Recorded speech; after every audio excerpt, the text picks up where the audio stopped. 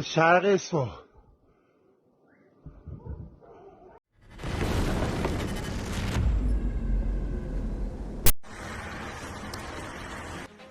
Israel launched retaliatory missile strikes on Iran. Explosions were reported near the airport in Isfahan. The Iranian military-industrial complex and nuclear industry are concentrated in it. Let me remind you that in the event of a new missile attack on Israel, Iran promised an even larger response. The U.S. dissuaded Israel from retaliating. Iranian officials are now claiming that tonight's attack was launched from 2 different locations within Iranian territory, and that it involved several groups of micro-drones that were shot down by air defense over the Isfahan province of central Iran, as well as over the city of Tabriz in northwestern Iran, near the border with Azerbaijan. An anonymous Israeli official has told the Washington Post that the Israeli military carried out an airstrike tonight inside of Iran, with the strike being in retaliation for last Saturday's large-scale Iranian attack against Israel. The damage from the strike is currently unknown, but the official stated it was primarily a warning against Iran, showing that Israel has the capability to strike targets within Iranian territory. U.S. officials are now claiming that Israeli strike tonight against Iran was limited in scope, and that it was conducted utilizing unmanned aircraft. Syrian state media has confirmed that the Israeli Air Force conducted airstrikes last night on air defense and radar early warning sites in the south of the country.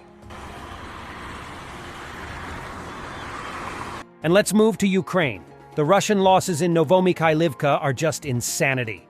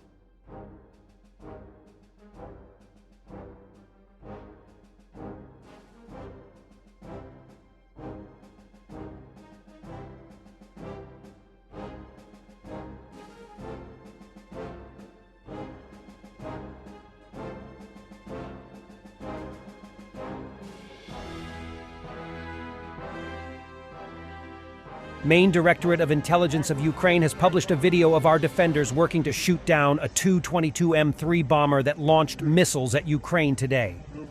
The enemy Tu-22M3 aircraft was shot down at a distance of about 300 kilometers from Ukraine using the same means that had previously hit the Russian A-50 long-range radar detection and control aircraft.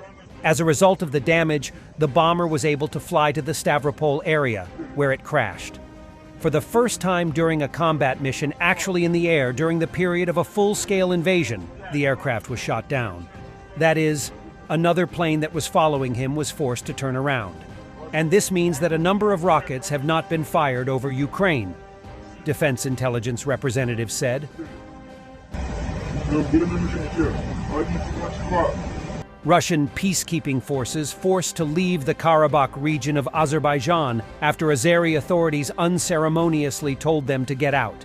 Many of these soldiers will head to Ukraine, where they can't expect the type of vacation they had in Karabakh. Russia is losing influence in the region.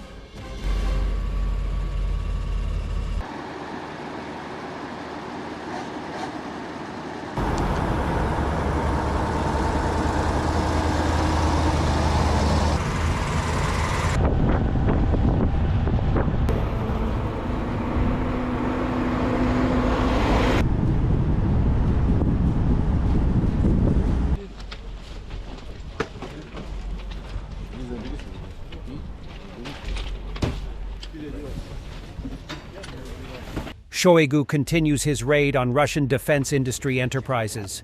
This time, Omsk-Trans MASH. He seems to be scraping together whatever is left. Планируется устанавливать, расснаряжать динамическую защиту. Хорошо. Динамическая защита «Реликт», танк Т-90М. Значит, ну если нет, у нас ставить то, что было. Есть. Потому что там у нас совсем все по-другому. Так точно. Жизнь совсем другая. Так точно. И там ребятки должны понимать, что у нас сюда ставится мангал. Так точно. Да? Дополнительные обвесы делаются. Так ведь? Да. 280. Этому надо учиться. 12 единиц уже восстановили. На нем уже тренируются. Игрывает на воде однозначно. Сноса канала ствола.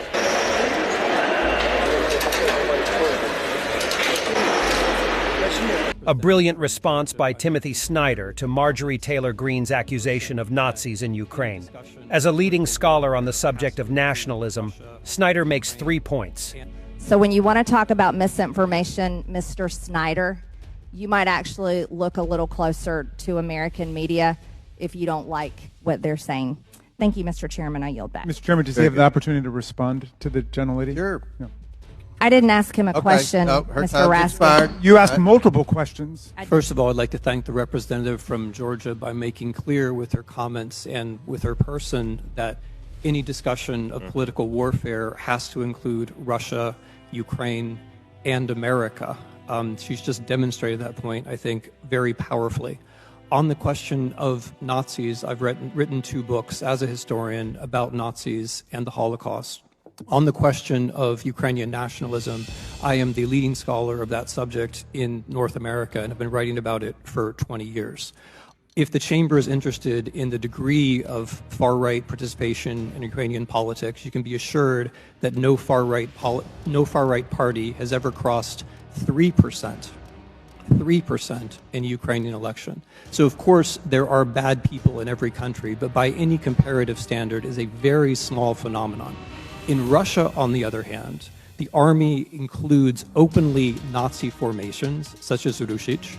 The government itself is fascist in character, and it is carrying out a war which includes deportation of children by the tens of thousands, the open intention of destroying a state, as well as mass torture. So if we're looking for fascism, and if there is anyone who is sincerely concerned about halting fascism or racism, you would wish to halt Russia. Thanks for watching, and don't forget to subscribe. Also, if you want to support Warthog Defense, please become our member and get early access to new videos, exclusive members-only videos, and become administrator in comment section. The membership link is in the description. Every day. We had a guy last week, it's 6 rescues in 6 days. You know, he's doing the job every day.